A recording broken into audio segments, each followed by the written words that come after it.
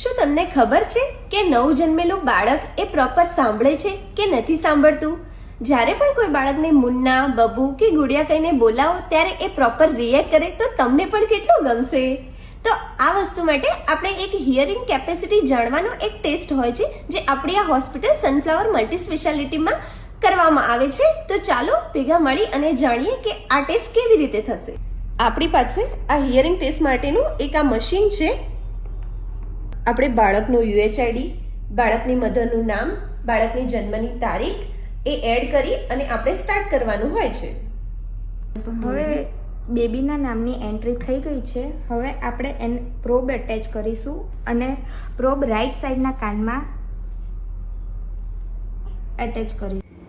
Hearing test વખતે ધ્યાનમાં રાખવા જેવી કેટલીક બાબતો, જેમ કે બાળક સૂતું હોવું જોઈએ, આજુબાજુનું વાતાવરણ એકદમ જ શાંત હોવું જોઈએ અને બાળકના કાન સાફ હોવા જોઈએ, જેથી એની લિસનિંગ કેપેસિટીનું ચોક્કસ રિઝલ્ટ મેળવી શકાય.